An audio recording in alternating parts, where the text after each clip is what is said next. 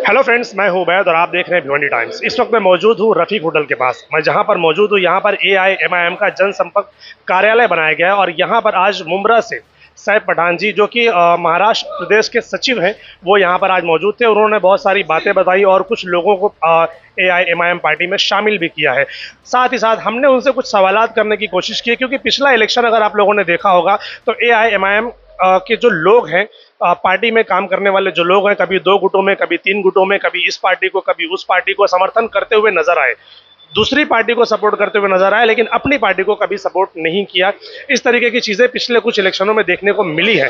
तो हमने कोशिश की है कि चलिए उनसे बात करते हैं। सबसे पहली बात तो ये कि यहाँ पर क़यादत किसको दी जा रही है, कौन बंदा है जो टिकट बांटेगा, कौन बंदा है जो MIM की क़यादत करेगा, और वो इलेक्शन किस बेस पर लड़ने वाले हैं, उनका मैनिफेस्टो क्या होगा, कितनी सीटों पर वो इलेक्शन लड़ने वाले हैं। वो सारे सवाल आज हमने सैफ पठान जी से किए हैं। चलिए जानते हैं उनके जवाब कि उन्होंने क्या कहा। SVC नेट भिवंडी का number 1 internet service new customer के लिए लाया है वेलकम ऑफर 75 Mbps का अनलिमिटेड प्लान सिर्फ 1399 रुपये में 3 महीने के लिए, जिसमें fibre installation free, wifi router free जब तक सर्विस एक्टिव है। ज़्यादा जानकारी के लिए दिए हुए नंबर पर कॉन्टैक्ट करें। Terms and condition apply. Saif भाई, आज आप यहाँ पर मौजूद है भिवंडी शहर में, तो किस तरह भिवंडी शहर में कॉरपोरेशन का इलेक्शन लड़ा जाएगा उसके बारे में कुछ जानकारी दीजिए। जी देखिए कि इंशाल्लाह ताला भिवंडी में आपने देखा होगा किस तरीके से आज लोगों ने हमारे MIM के साथ जुड़ा। यहाँ पर ताकत MIM की बड़ी, अल्हम्दुलिल्लाह हमारा जो पुराना कैडर है वो भी पूरी तरीके से एक्टिव है। आपने देखा होगा अभी हाल ही में मैं और मेरे साथ हमारे जनरल सेक्रेटरी जो थे महाराष्ट्र के, उनने सर्वे किया और उनके ऑफिसों पर हमने दौरे किए। तो पूरी ताकत के साथ ये बस हम यही मैसेज दे रहे हैं भिवंडी के अंदर, भिवंडी की आवाम से हम अपील कर रहे हैं और जो सामने अपोजिशन को मैसेज दे रहे हैं कि यहाँ पर मजलिस इत्तेहादुल मुस्लिमीन पूरी ताकत से कॉर्पोरेशन का इलेक्शन कंटेस्ट करेगी। ताकत से आप इलेक्शन की लड़ने की तो बात करते हैं, लेकिन जो क़यादत है वो यहाँ पर देखने को नहीं मिलती। तो क़यादत के लिए किसी को यहाँ पर चुना गया है या नहीं? देखिए अभी तक जैसा महाराष्ट्र बॉडी हमारी डिसॉल्व की गई है, तो अभी तक हमने मैक्सिमम एरियाज में अभी तक हमने बॉडी बनाई नहीं है और शायद हम लोग सब तरफ ऑब्जर्वर्स देंगे जल्दी। अभी जैसा अभी आपने सुना होगा तो मैंने अभी कहा कि यहाँ पर अफसर भाई से आकर के लोग कांटेक्ट करें और भी हमारे दूसरे जिम्मेदार हैं उनसे कांटेक्ट करें, यहाँ पर लोग जुड़े। इंशाल्लाह ताला बहुत जल्दी हम ऐलान करेंगे उसके लिए। बट फिर भी टिकट कौन बांटेगा, क्या किसके हाथ में होगा, ये कब अनाउंसमेंट करने वाले हैं? क्योंकि इलेक्शन की डेट कभी भी अनाउंस हो सकती है, तो फिर कैसे क्या इसके ऊपर काम होगा? फिर उसके लिए आप बेफिक्र रहिए, इंशाल्लाह ताला जैसे इलेक्शन की डेट डिक्लेयर होगी हमारी कमेटी खुद ब खुद यहाँ से ही फैसले लेंगी इंशाल्लाह ताला। और एक जो मामला देखने में आता है, मैं दूसरे इलेक्शन की अगर मैं बात करूं MP के या फिर MLA के, तो MIM हमेशा 2 से 3 गुटों में बटी हुई नजर आती है। तो क्या कॉर्पोरेशन इलेक्शन में भी वही देखने को मिलेगा? मुझे पता है कि कौन सी ऐसी पार्टी है जिसके अंदर गुटबाजी नहीं है। गुटबाजी सभी में, बस समझ में नहीं आता जब बात मजलिस की आती है ना, तो लोग क्यों सोचते हैं कि एकदम फरिश्ता शिफत यानी चीजें दिखे। यहाँ पर हर पार्टी में गुटबाजी है और गुटबाजी होना पार्टी को बेहतर करता है।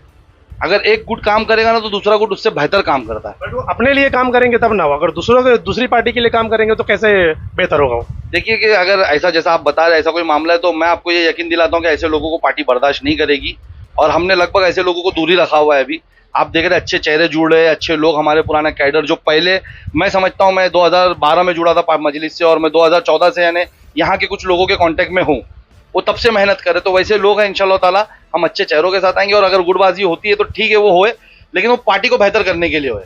अगर खुद को बेहतर करने की सोचेगा तो वो खुद को जलील करके लेगा और कोई पार्टी को बेहतर करने की सोचेगा तो मैं यकीन दिलाता हूं कि पार्टी से ज्यादा बेहतर वो दिख कर आएगा यहाँ। आपको नहीं लगता कि भिवंडी शहर में क़यादत के मामले में AIMIM कुछ ज़्यादा ढीलापन दिखा रही है? क्योंकि हम सालों से देख रहे हैं क़यादत को लेकर अक्सर लड़ाइयाँ चलती रहती हैं कि ये प्रेसिडेंट नहीं, ये वर्किंग प्रेसिडेंट नहीं, ये चीज़ नहीं। MIM इसके ऊपर एक प्रॉपर स्टैंड क्यों नहीं लेती और आकर ये ऐलान क्यों नहीं करती कि भाई ये तुम्हारा क़यादत का पर्सन है, आपको इसी की बात सुनना है? ये चीज़ें क्यों नहीं होती यहाँ पर? नहीं, मैं थोड़ा आपको करेक्ट करते चलूँ कि भिवंडी से हम जितने क्रिस्टल क्लियर है वहाँ हम दूसरी तरफ से नहीं रहे। आपको शायद पता होगा कि थाना का जो पहला डिस्ट्रिक्ट प्रेसिडेंट था, थाना डिस्ट्रिक्ट, वो आपकी भिवंडी से मजलिस ने दी थी। उसकी क़यादत में मुझे याद है कि यहाँ से शायद एक बार क्या नाम है, नहीं MLA का इलेक्शन लड़ा गया नहीं और प्रेसिडेंट भी थे वो उनके साथ, अबरार अंसारी उनके साथ प्रेसिडेंट रहे। उसके बाद शादाब भाई यहाँ से प्रेसिडेंट रहे, उसके बाद गुड्डू भाई यहाँ से प्रेसिडेंट रहे।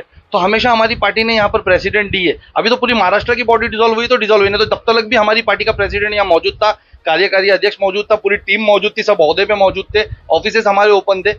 बस ये है कि जैसा मैंने आपसे कहा ना कि देखिए उसमें मैं समझ सकता हूँ कि हमारी पार्टी से लोगों को उम्मीदें भी बहुत ज़्यादा है, तो वो चाहते भी है कि यानी वो एकदम यहाँ पर पूरी तरीके से एक्टिव रहे। तो इंशाल्लाह ताला हमारी पार्टी ने हमेशा प्रेसिडेंट यहाँ पर क्लियर रखी है। अब वो आपसी इंतजार तो थोड़े बहुत चलते रहते हैं हर पार्टी में। MIM कितनी सीटों पर यहाँ पर इलेक्शन लड़ने वाली है? देखिए उसका फैसला तो असदुद्दीन ओवैसी साहब करेंगे।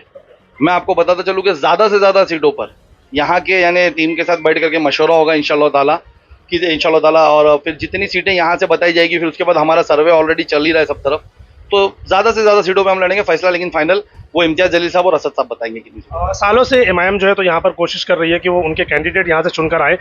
मैं जानना चाहता हूँ कि इस बार आपका मैनिफेस्टो क्या होगा इलेक्शन लड़ने के लिए, ताकि पब्लिक आपको वोट करे।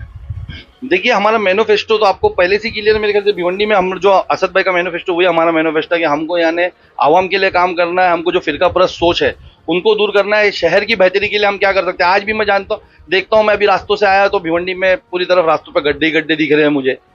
यहाँ पर एक कंजेस्टेडनेस दिखता है, आप जब भी आते हो तो एजुकेशन के मामले में भी यानी यहाँ पर काफ़ी प्रॉब्लम्स है। तो इंशाल्लाह ताला हम ये सब मैनिफेस्टो ले करके उस वक्त डिसाइड करके और बता करके आप लोगों को उतरेंगे। अफसर भाई, आने वाले इलेक्शन को लेकर आप क्या कहना चाहते हैं?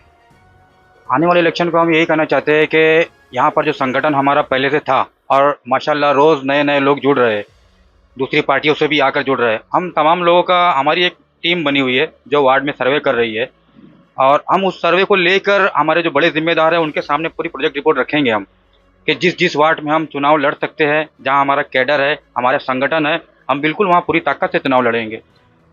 चुनाव लड़ने के लिए कई सारी चीज़ों की ज़रूरत होती है, जैसे कि मैंने भी भाई से पूछा, मैनिफेस्टो की ज़रूरत होती है। तो आप लोगों को क्या लगता है कि भिवंडी शहर में कौन कौन से ऐसे मुद्दे हैं जो एमआईएम उनको हाईलाइट कर उन पर काम कर सकती है? हमारा पहला मुद्दा एजुकेशन है। तालीम के अंदर यहाँ पर जो बदउनवानियाँ चालू है उसको सबसे पहले ख़त्म करना है। अकबरुद्दीन अवैसी साहब भी तेलंगाना के अंदर 17,000 से ज़्यादा बच्चों को फ्री तालीम दे रहे, वो तालीम पे काम कर रहे। हमारा पहला मकसद जो है तालीम है। जब तालीम पे काम होगा, हमारे पास जब इल्म होगा तो रोज़गार होगा, रोज़गार होगा तो सब चीज़ फले फूलेगी। एमआईएम तो यहाँ सालों से है भिवंडी शहर में, तो अभी तक क्या इसके ऊपर कोई काम हुआ है? बिल्कुल काम हुआ है। हमारे पास बहुत सारे ऐसे लोग हैं जो तालीम के ऊपर काम कर रहे हैं। हमारे संगठन से जुड़े हुए लोग हैं जो शिक्षा सुधार समिति में है, जो बाकायदा स्कूलों के अंदर जाकर काम कर रहे हैं। बस ये है कि बहुत सारे काम हम पसे पर्दा कर रहे हैं, क्योंकि हमारे कुछ लोगों को तकलीफ़ें इससे पहले आ गई थी, जिसकी वजह से हम लोग उस काम को खामोशी से कर रहे हैं, और इंशाल्लाह हम उसका रिजल्ट देंगे पूरे सबूतों के साथ। और हमारी मेहनत थी, जो आज बहुत सारी स्कूलों के अंदर जो खौफ पैदा हुआ है ना, वो संगठन की देन है। उसमें मजलिस के अलावा बहुत सारे दूसरे भी लोग हैं। शिक्षा सुधार समिति में कॉमरेड विजय कामले साहब है, रेहान अंसारी साहब है, ऐसे हमारे साथ बहुत सारे लोग दूसरे भी जुड़े हुए जो लोग काम कर रहे हैं। मसूद भाई, क्या कहना चाहेंगे? आज तो आप पार्टी में शामिल हुए एआईएमआईएम में, तो क्या कहना चाहते हैं? मेरा ये कहना है, एमआईएम में आने का मकसद सिर्फ ये है कि हमको अपने शहर और अपनी आवाम के लिए काम करना है।